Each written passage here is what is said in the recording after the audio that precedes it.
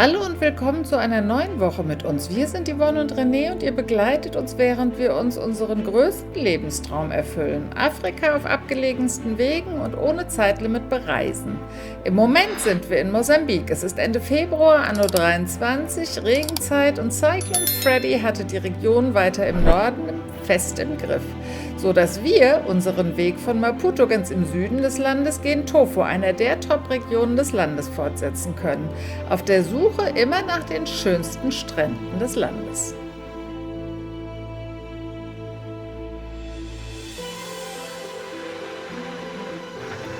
Der Versuch, von unserem letzten Nachtplatz am Indischen Ozean wieder gen Straße zu kommen, gestaltet sich schwierig.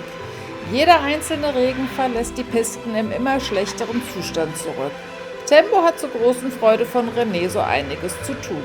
Zum Glück für uns alle hatte er in Maputo ja wieder komplett auf MTs, also Matt-Terrain-Reifen, gewechselt. Und matschig ist es hier ja, oder?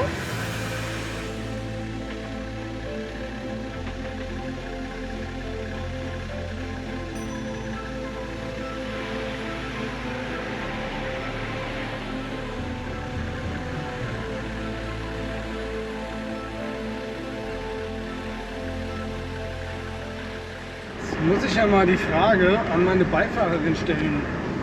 Gewöhnt man sich eigentlich an sowas? Nein. Nein. Ganz klar. Man gewöhnt sich irgendwann mal eine gewisse Souveränität an. Aber wie ihr meiner gebrochenen Stimmlage eben entnehmen konntet, glaube ich, ist das so, also bei mir zumindest, mein Puls ist ziemlich hoch, immer wieder.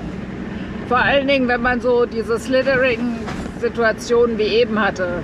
Also, und ich bin halt ein Mensch, ich habe keinen Bock, stecken zu bleiben. Ich habe keine Lust, da draußen jetzt im Matsch zu sein. Da werden sich viele fragen, warum ist sie denn dann da, wo sie jetzt gerade ist? Genau. Ich weiß es auch manchmal nicht. Es sind dann doch, also im Moment muss man ja die Situation nehmen, wie sie ist. Es regnet halt und es ist wirklich so, dass meistens die Strecken abseits der Pisten, abseits von Asphalt wirklich viel, viel schöner sind. Und hier gibt es halt viele Stichstraßen, die ans Meer führen. Das heißt, entweder fährt man hin und zurück auf dem gleichen Weg, und das hassen wir ja beide, wie schon häufig gesagt, oder eben man versucht sich in einem Rundkurs, und das ist nun mal meistens Piste. Und im Moment ist es so, dass ich mich quasi ein bisschen dran gewöhnt habe. Daher mache ich das auch. Also ich habe wieder großes Zutrauen in unser Auto. Ich habe ja noch keine furchtbar schlimmen Situationen gehabt. Mit Laila sind wir ja mal ganz furchtbar in einem Salzsee festgesteckt. Und da war ich fix und fertig. Da war ich eine Woche, konntest du mich nicht ansprechen. Da war ich körperlich am Ende gefühlt, weil mentale Anstrengungen sind ja auch so. Ich gehe mal wieder mit euch zu den Pisten, zu den Pfützen, zu den Wasserdurchfahrten. Mentale Anstrengungen gehen ja auch immer gerne aufs Körperliche, zumindest bei mir. Und da hatte ich habe gefühlt, 4 Tage musste ich durchschlafen. Da war ein kleines Eichhörnchen eben. Wir dürfen jetzt auch nicht abrutschen. Hier sind wir quasi auf Wasserhöhe.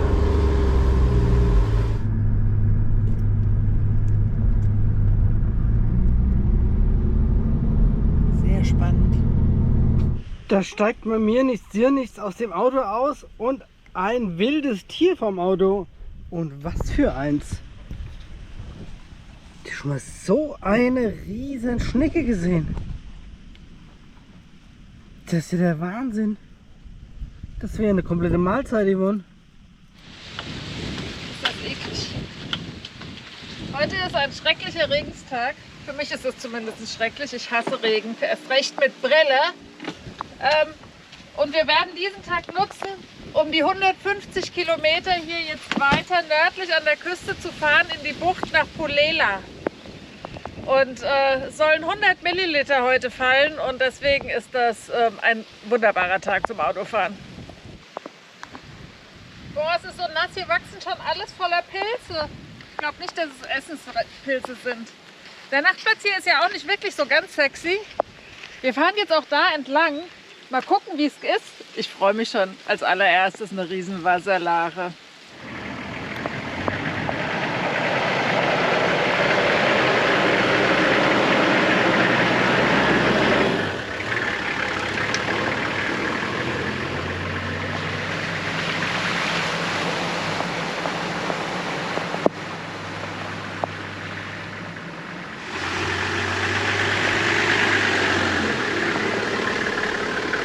Und, willst du wieder einsteigen? Das ist aber nett. Dankeschön. Hab ich manchmal Glück, dass er mich wieder mitnimmt und diesmal hat er mich sogar abgeholt.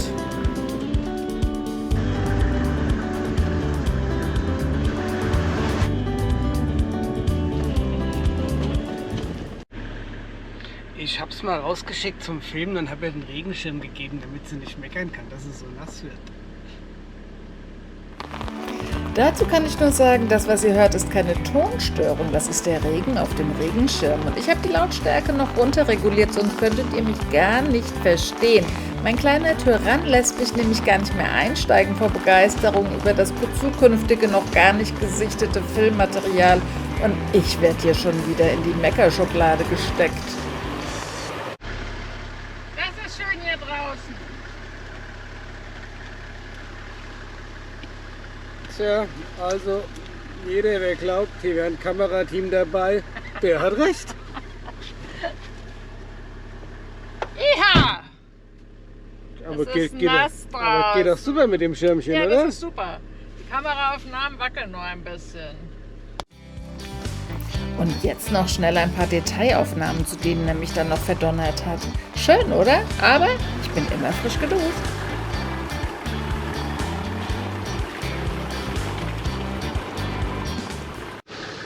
Ich kann euch nur sagen, manchmal bin ich froh zu filmen, auch wenn es so ein Dreckswetter ist, weil solche Passagen hasse ich.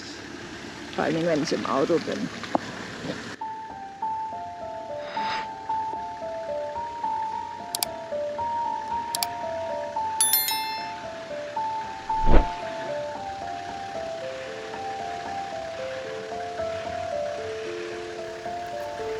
Denn hier kommt zu schräg auch noch Matsch. Und der ist ja in der Regel rutschig und daher nicht ganz berechenbar. Und dann macht er, Schrägstrich mein Mann, auch noch Faxen. Seht mal, wie hoch Tempo sein Beinchen heben kann. Kein Wunder, dass ich zum Kardiologen muss.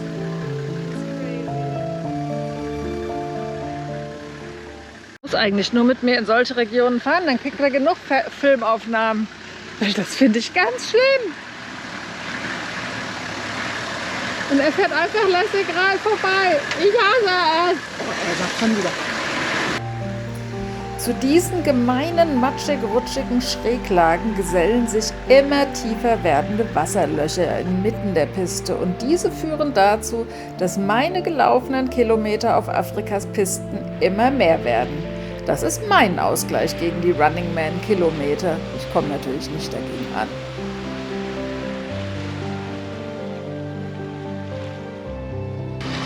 Danke. Ach, guck, hier siehst du, jetzt ist genau was passiert. So verliert man die Dinger. Aber jetzt hier.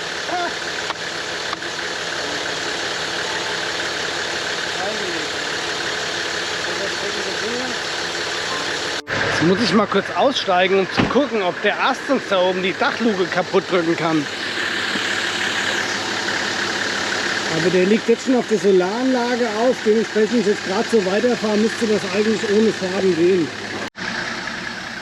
Oh oh, Achtung! Langsam, langsam, langsam. Jetzt ist er.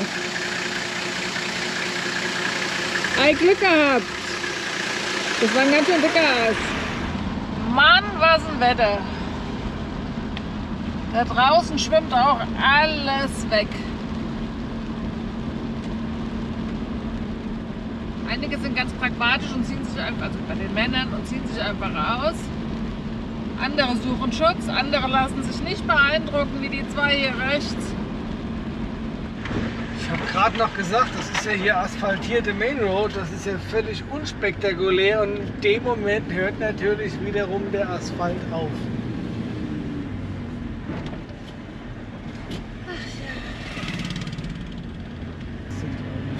Wir lernen langsam wirklich, was Regenzeit bedeutet. Man muss aber auch dazu sagen, dass das aber auch Regionen waren, wo der Cyclone hier durchgefegt ist. Das stimmt.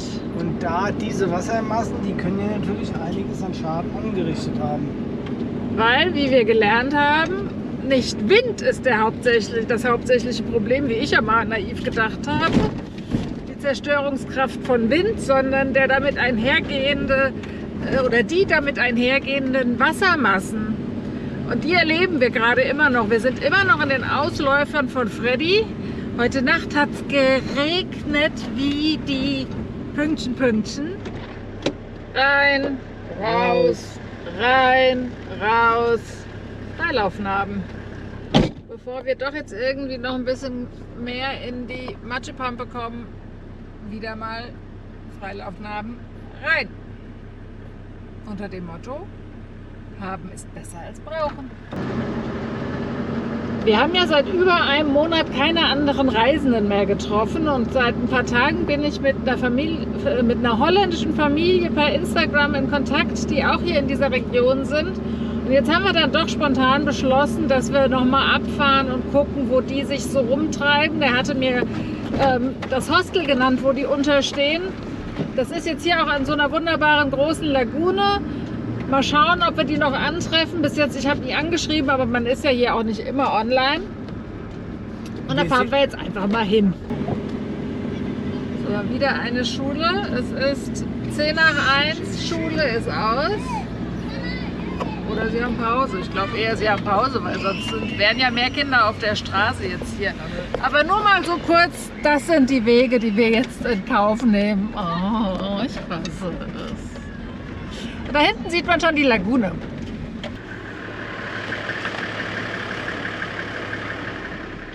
Ja, aber so ein bisschen kann man sich schon doch mal einen Eindruck machen, was ja so ein Zyklon Freddy anstellt. Ne? So ganz unerheblich darf das hier für die Bevölkerung nicht da sein. Ich gehe jetzt mal positiv denken davon aus, dass da vorne jetzt eine Brücke kommt. Nicht hier so ein Damm? Ich würde eher auf den Damm tippen. Oh, da ist eine Brücke sogar. Guck mal hier, der Mann hat recht. Denn der in der iOverlander-App genannte und angestrebte Campground liegt auf der anderen Seite des Lagunensees und schwimmen kann unser Auto bisher zumindest noch nicht. Und daher erscheint eine Brücke sicherer als ein aufgeweichter Damm in der Regenzeit.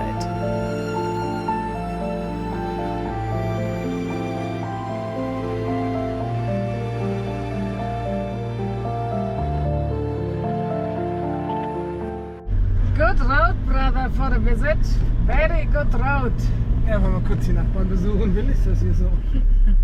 Und dann kommen wir da jetzt wahrscheinlich gleich an und die sind heute schon weggefahren. Also die Nachbarn kennen uns noch nicht, die wissen noch gar nicht, dass das unsere neuen Freunde sind. Ja, so ist das mit uns. Die wissen nicht, dass wir kommen.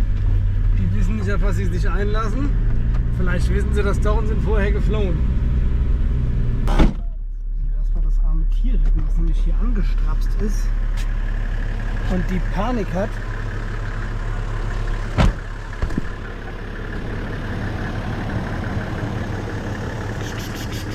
Ruhig, Orne, ruhig. Ich hab ihn den Weg gewiesen. Du, meine kleine Tierfängerin. Ich hab das arme Kerlchen vor Panik gerettet. So hat es damals mit mir auch gemacht. Hier gelandet. Ich habe auch wieder ein bisschen Dekoration dran gemacht. Damit es ein bisschen schöner aussieht, so ein bisschen grün am Auto. Ruhe! Wir fahren in den See hinein. Juhu! Hier, da ist noch ein Schild, ein blauer Pfeil. Da geht's noch geradeaus.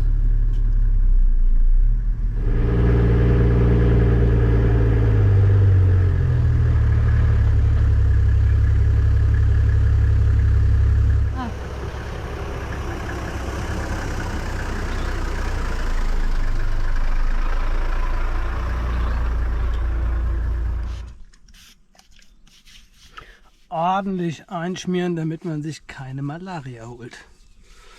Ist der Plan zumindest. Denn wir wollen mal Richtung Meer laufen.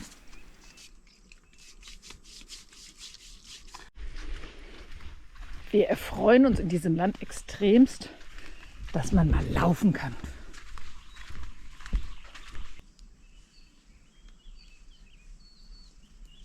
Hier ja keiner.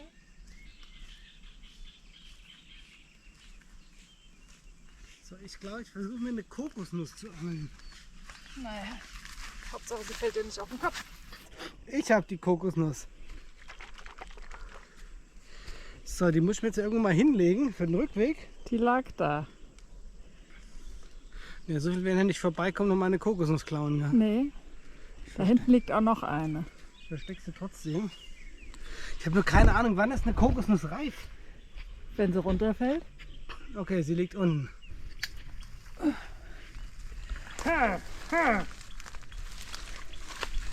Wir folgen hier den Spuren von anderen Der ehemaligen holländischen Einwanderer. und die laufen ganz schön quer. Wir wollen nämlich jetzt mal ans Meer. Laufen und Meer. Ich habe dummerweise anstelle meiner Machete habe ich den Schirm eingepackt. Tja, Bisschen uncool auch. siehst du was? Weil wir folgen wirklich nur ihren Spuren.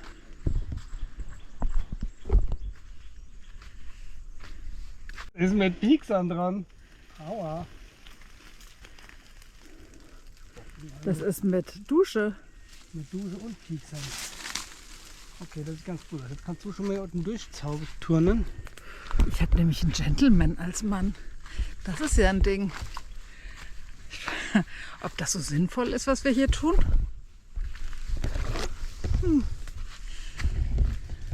Flipflops und ohne Machete. Das ist auf jeden Fall sinnvoll. Was machst du dir da jetzt?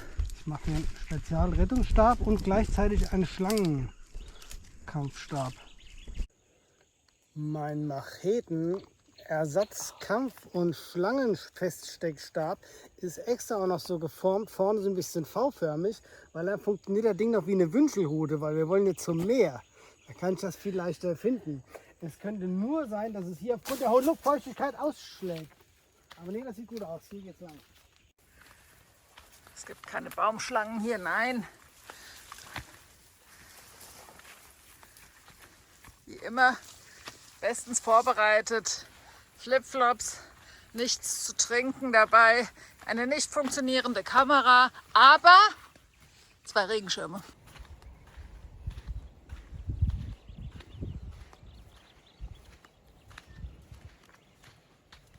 Da müssen wir irgendwie hin.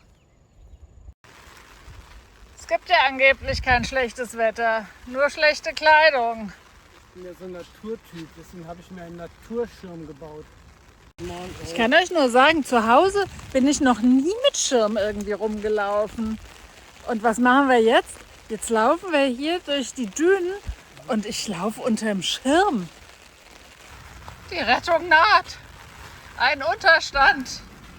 Und in der rettenden Bauruine treffen wir nicht nur die Holländer an, sondern auch eine verletzte Ziege, deren einer Hinterlauf von einer mittlerweile eingewachsenen Angelschnur abgeschnürt wurde. Also, wer kein Blut sehen kann, sollte jetzt mal wegschauen. Zum Glück hat René seinen Leatherman immer an und so können wir die Nylonschnur am Hinterlauf der wirklich brav ruhig haltenden Ziege entfernen. Lecker geht anders, aber so hätten wir sie auch nicht weiterlaufen lassen können, das arme Ding. Da schlabbert sie sich jetzt, das blutet halt jetzt nochmal ganz schön doll. Aber wir haben fast alles rausgekriegt. Das ist die Aufregung. Aber du warst ganz brav. Das blutet ganz schön.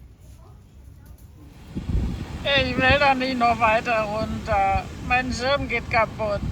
Und das ist nass von unten und von oben und von überall. Jetzt kneifen sie dann doch. Weil sonst sind sie morgen krank. Das Hier ist das Auto. Wetter ist schrecklich. Es ist kalt. Es tost der Sturm des Indischen Meeres. Schlägt auf die Küste von Mosambik. Vor allen Dingen auf meine Brille. Und da das Wetter weiterhin bescheiden bleiben soll, entscheiden wir uns gleich wieder am nächsten Tag weiterzufahren, immer auf der Suche nach dem guten Wetter. Mosambik liegt am Indischen Ozean und grenzt von Nord nach Süd gesehen an Tansania, Malawi, Sambia, Simbabwe, Südafrika und Eswatini, sozusagen Swasiland.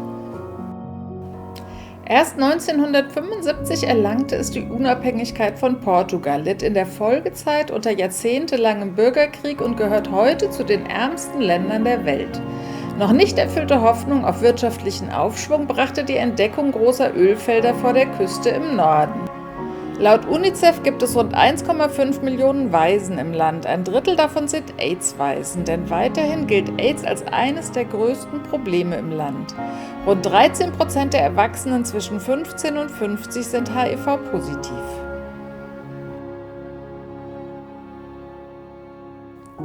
Auch die Zahl der Analphabeten liegt mit 40% immer noch sehr hoch. Seit dem Ende des Bürgerkriegs im Jahre 1992 hat das Land große Anstrengungen im Schulsystem unternommen. Denn man will mit Bildung auch den Kampf gegen die Armut aufnehmen. Doch die Zahl der Schulabbrecher ist hoch. Nur rund 20% der ursprünglich eingeschulten Kinder drücken nach der 5. Klasse noch die Schulbank.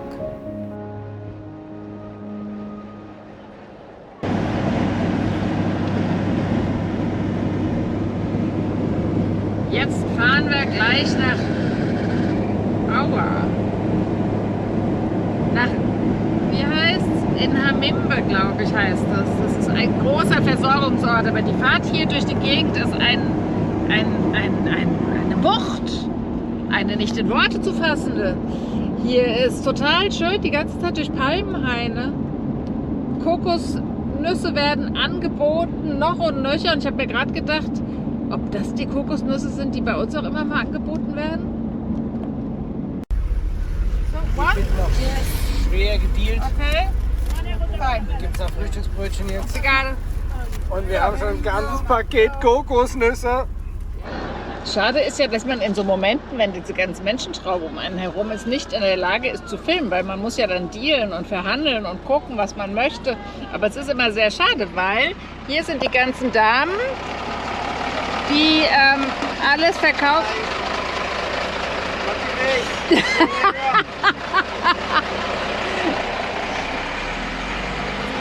Die haben wir gestern kennengelernt, unsere neuen Freunde aus Holland. Oh, no, sorry. Und Achtung, da kommt jetzt noch ein Auto. Und wir werden uns sicherlich in Tofu wieder treffen, weil das soll nicht so groß sein. Und mal schauen, was es da gibt. Aber auf jeden Fall ist es immer schade, dass man in solchen Momenten, wenn man so viele Menschen um sich herum hat und was kauft und was macht, nicht daran denkt zu filmen, weil man ist immer viel zu aufgeregt.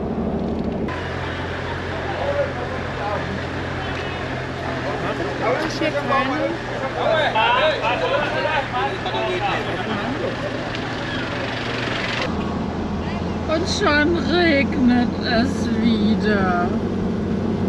Ich war eben so voller Freude, weil es endlich mal ein bisschen Sonnenschein gegeben hatte. Schade, dass man auch so manche Gerüche nicht über die Kamera transportieren könnte. Aber der Kerl da vorne stinkt ganz gewaltig. Der fährt mit Kokosöl. Der fährt mit Kokos, da wird es ja lecker riechen. Wir sind kurz vor Tofu. Allerdings fahren wir davor noch durch Inhambane, das ist die Provinzhauptstadt. Die ist schon seit dem 16. Jahrhundert existent, weil es hier einen Naturhafen gibt. Und die Portugiesen sind schon im 16. Jahrhundert hier angelandet und haben Elfenbein verschifft. Zuallererst Elfenbein. Das machen die heute hoffentlich nicht mehr. 200 Jahre später haben sie sich mit den Holländern angefangen zu streiten, wer hier besser platziert ist. Und haben sich allerdings dann ein Fort hier gebaut und dann haben die Holländer sind dann wieder zurückgegangen und haben gesagt, okay, Portugiesen, übernehmt ihr das Ganze mal hier. Und dann fing leider auch der Menschenhandel hier an. 1763 hat diese Stadt ihr Stadtdokument bekommen, das wirklich als Stadt anerkannt wird. Und da fing dann der Sklavenhandel an. 15.000 Menschen wurden hier jährlich verschifft. Und riesige Mengen auch noch an Elfenbein. Das ist ja immer eine sehr, sehr belastende oder komisch anfühlende Situation für uns. Wir waren in Westafrika schon mal, in Ghana, in Sklavenburgen. Und sich dann vorzustellen, dass da die Menschen rausgetrieben wurden, das ist nicht nachvollziehbar und nicht vorstellbar. Aber es bedrückt irgendwie dann doch, auch nach dieser ganzen Zeit.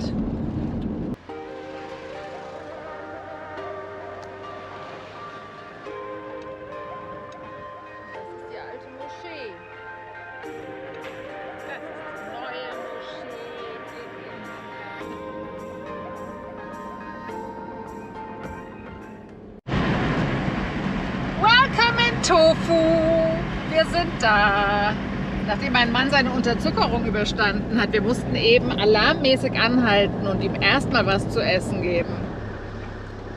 Der erste Eindruck von Tofu ist ein bisschen verlassen und ein bisschen zerstört. Wahrscheinlich noch von Freddy jetzt. Der war ja erst letzte Woche. Jetzt fahren wir erstmal weiter bis nach Barra. Unser geplanter Campground bei Fatimas, wo wir auch schon in Maputo gestanden haben, sah sehr verlassen aus. Wir gucken uns jetzt erst einmal die Region an und fahren da hier wild durch die Palmenhaine. Da muss immer nur gucken, dass von oben nicht gerade eine runterfällt, weil dann wäre unser Solar echt im Eimer. Also ich meine, das hier ist die Main Road nach, wo fahren wir hin? Barra. Barra. Das ist schon auch speziell.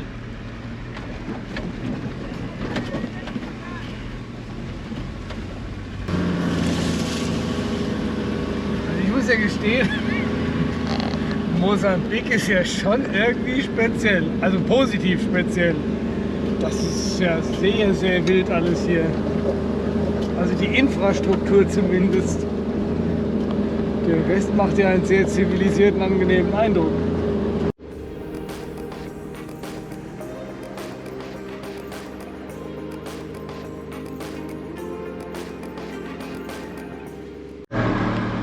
Also wir verfranzen uns hier gerade ganz gewaltig zwischen den ganzen Palmen in den Sanddünen des Indischen Ozeans hier. Ich habe keine Ahnung, wo wir langfahren sollen. Wir fahren die ganze Zeit mit vollem Luftdruck, aber der Sand ist halt auch schön nass. Ich glaube, das ist wirklich etwas, was extremst dabei hilft. Verloren im Pistendschungel von Barra. Ich finde, das klingt ja eh irgendwie auch so ein bisschen. Barra. Und das auch noch bei Cyclen Freddy. Die Nachwirken vom Zyklon. Und außerdem haben wir schon 4 Uhr. Ich habe noch keinen Mittagsschlaf gemacht, gar nichts. Die Unterzuckerung ist weg. Jetzt hast du was zu essen gekriegt. Jetzt aber liegt auch mal Glück, rum. ansonsten wäre ich jetzt ganz schön nervig. Jetzt müssen wir erst mal gucken, ob wir hier unter der Stromleitung überhaupt durchkommen.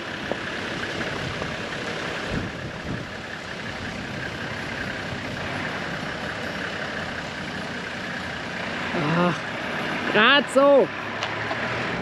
Da kommen wir jetzt nicht mehr weiter.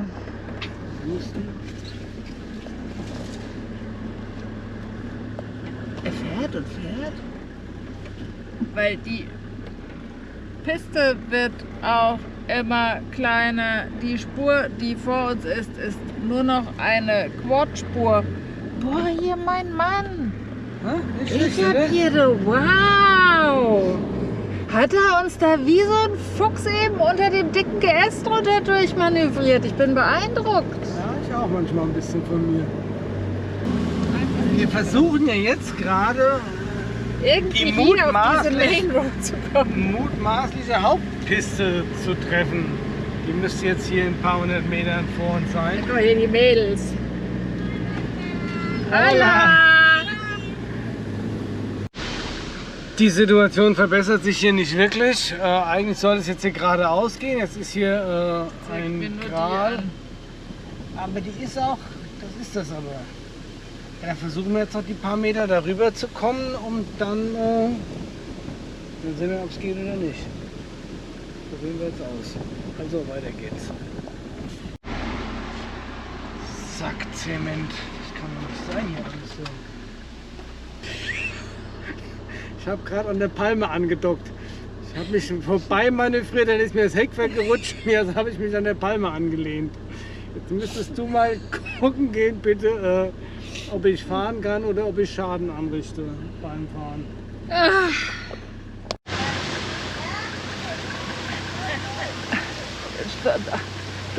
Du schabst die ganze Zeit mit unserem Koffer an der Palme. Langsam. Ja, weiter, jetzt bist du an der Box. Jetzt noch. Unser armes Auto. Was das alles mitmachen muss. Ist noch alles dran. Wunderbar. Einsteigen, weiter geht's. Darf nicht immer so viel lachen. Hier kommt eine Asphaltstraße. Ich sag immer, wenn es einfach wäre, könnte ja jeder. Ja, willkommen auf der Asphaltstraße. Ich sag nur, off the beaten track ist das Motto, oder? Jetzt hat sie mich ja mal 500 Meter auf den Asphalt geschickt und jetzt schickt sie mich schon wieder hier irgendwo durch den Busch. Ich will nicht wissen, wo es hingeht. Und der Busch ist jetzt gut, das sieht ja aus wie das Neubaugebiet.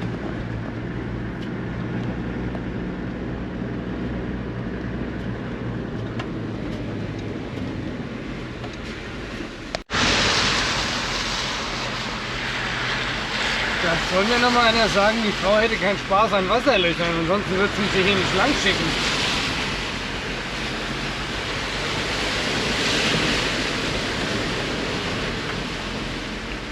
Das ist ja eher eine Seeanlage.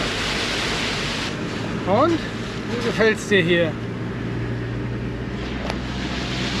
Das war ja toll. Kennt ihr das, wenn man sich manche Dinge manchmal anders vorgestellt hat, als sie dann eigentlich sind?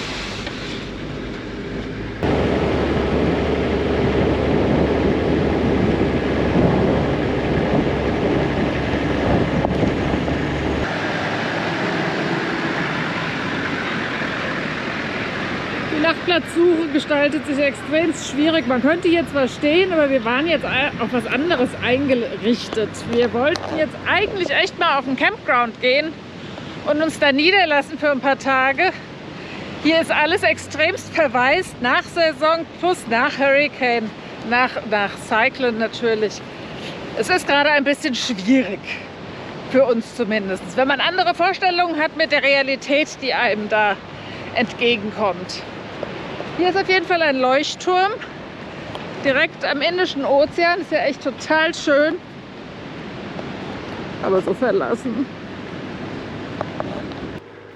Ob wir endlich unseren Traumplatz entdecken und Cyclone Freddy zurückkommt, das zeigen wir euch dann in der nächsten Folge. Wir freuen uns enorm über das ganze positive Feedback von euch, möchten aber nicht versäumen, daran zu erinnern, unseren Kanal zu abonnieren, weiter zu empfehlen und fleißig Kommentare zu hinterlassen. Der Austausch mit euch macht wirklich Spaß.